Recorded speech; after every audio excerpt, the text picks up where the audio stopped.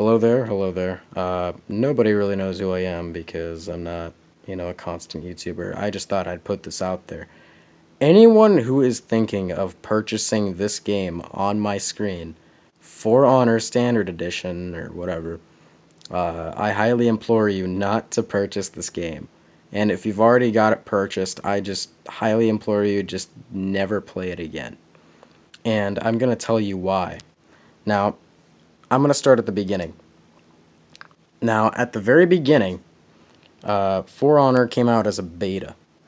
I think it started out as a private beta and then turned into a public beta or just an open beta. Either way, they made the beta very good, and everybody just really liked it, and they thought it was a great thing. So then people started buying it when it came out. Now, here's the thing, though. Trying to think. What I think they did back then was they intentionally made it, the beta, a lot better than the game would actually be. And that was part of the marketing tactic. They would intentionally make the beta very, very well made so that you would think that that's how the real game is going to be. It's basically a lot like a trick to say, hey, this is what the game is turning into and it's going to be great, and then everybody goes and they buy it, and then it's a lot worse than they actually thought it was. But by that point, you've already spent most of your money, and even if you refund it, you're still going to lose money. So that's part of the tactic. But ever since then, there have been a lot of issues. It actually started with peer-to-peer connection.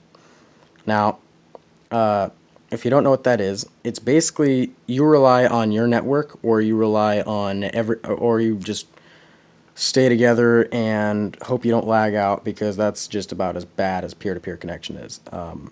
Like, what's called now?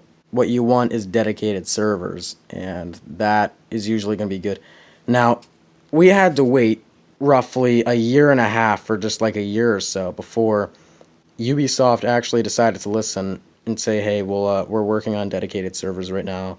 Just stand by. And even after they said that, what's it called? Even after everybody heard that, it took them months to formulate these dedicated servers. Now the thing is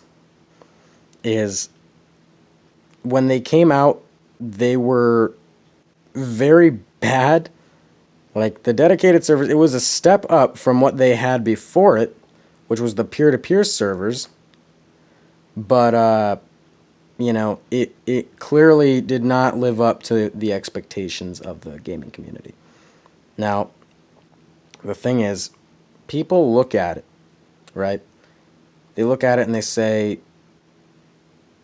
when we hear dedicated servers, we think of servers that will work well. Servers that won't be trashy and we could rely on at all times. Now, these dedicated servers, it kind of makes you think, did they just work for maybe like a week or two on this, and then just led you to believe they were really working hard on it by just making it take a lot longer, by saying like, oh, we just need another month or two or whatever, to make you think that they were really working on it like day to day, like hard elbow grease, but they really only spent like a week on it. But even then, it's kind of suspicious. But either way, they came out with the dedicated servers and they were pretty bad. But the thing is before that even, and up to this point, they kept adding new characters. And I'm going to show you a few of them. If I go to the heroes list down here,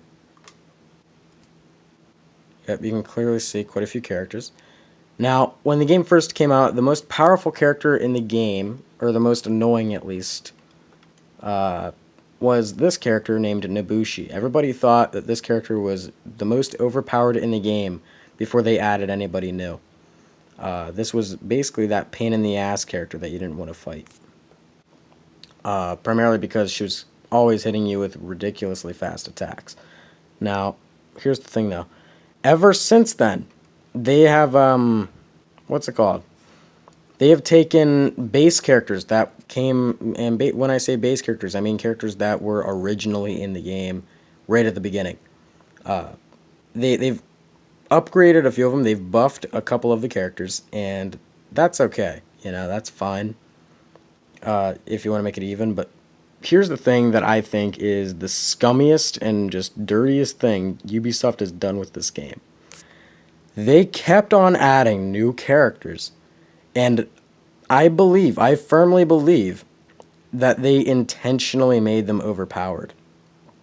And the reason I say that is, I'm thinking they purposely they hype up a character, right? They make a trailer, they hype up a character, they make you think it's gonna be really cool and it's gonna be really fun, and then they come out with the character, and then you want to get the character, but you don't have the steel yet, which is basically in-game currency, what you need to get the character.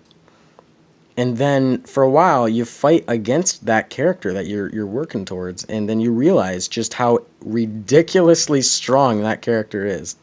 And I mean, when I say ridiculously strong, I mean like how unfair it is, like how much of a disadvantage you're at, because that character has a move set that is clearly very unfair.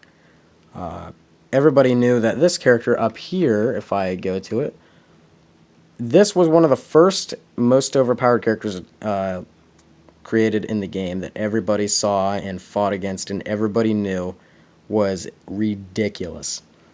This character named Centurion, or Centurion, whatever you want to call it, however you want to pronounce it. I call it Centurion, but you can disagree with me if you want. But everybody thought this guy was ridiculous, and they nerfed him, which means they debuffed him, they made him less powerful. But I think they intentionally hype up a character, then they make him ridiculously strong, then they start getting hate from the community about it, but they don't do anything yet, and more people are giving them their wallets, and like they'll spend cash, right? Let me explain. So the in-game currency is hard to get. Or not hard to get, but it takes a while to gather up that much steel. Like 15,000 steel for one character. It takes you at least like 2 weeks to do that. But of course, it's just also convenient that they just so happen to have a store here, and one of the first things here is steel packs.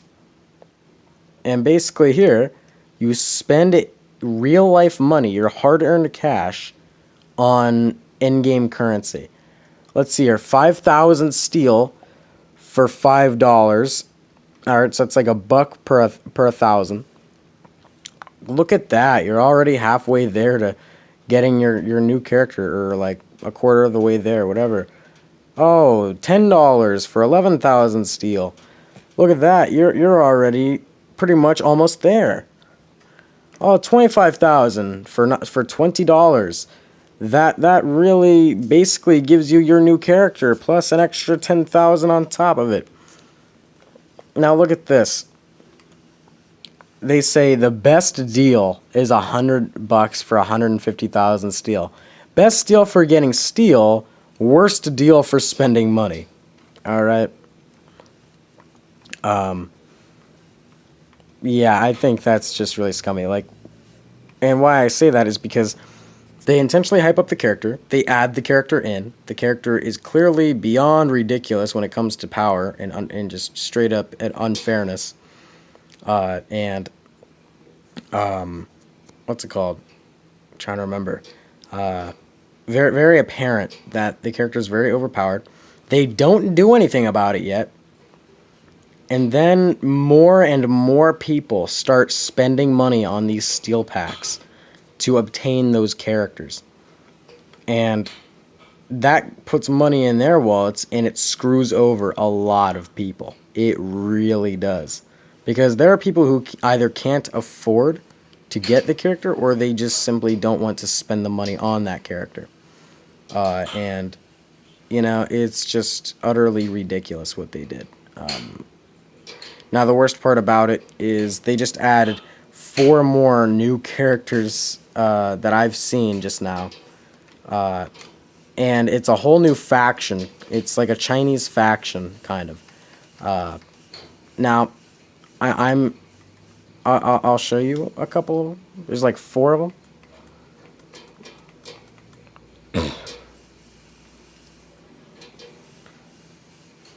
There's this one, which his name is Tiandi or Tundi, whatever you want to call him. And there's Nuxia, there's Shaolin, and there's Zhang Jun or something like that, something along those lines. Every single one of these guys, in my personal opinion, has very unfair advantages. Now, the reason I say that is because just from playing against them just a few times, I've noticed how quick their attacks are. Now, one of the most renowned characters in the game is Shinobi, or not renowned, but like one of the most well-known for this specific reason.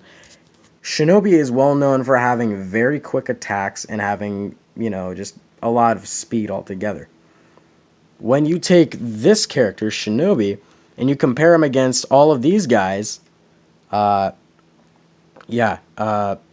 you can just throw Shinobi out the window because these guys completely outmatch him in every shape, form, and way. Because, even if you have the proper reaction time, pretty much 60% of the time, you're not going to be able to block what these guys throw at you. Because it's just that ridiculously fast. Regardless of the fact that you have the proper reaction time, it's next to impossible to block this stuff. And even if you do, it's such a pain to have to defend against. Now, think about it this way. Let's say you press a button to throw an attack. It would take you roughly 2 or 3 seconds to throw a normal heavy attack. These guys throw a heavy attack, and it takes maybe like 1 second, maybe like 1.2 seconds. These guys throw a light attack, or let's take a normal one. Let's take Peacekeeper, for example. That character is known for having pretty quick light attacks. Now, there's maybe like a 1 second delay for the light attack. These guys, the moment you even put your finger on the button, these guys are already starting to move their arm. That is how quick this is. It's like 0.3 seconds or 0.4 seconds to throw, like probably less to throw these, to not only throw it, but then connect it.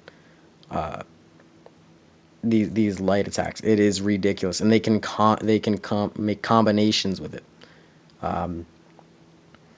I just highly implore that you do not purchase this game, and if you have it, just please uninstall it unless you're just really having fun for whatever reason. But if you're playing this game and you're constantly getting angry and such, I highly recommend that you don't play this game anymore, because this is literally why.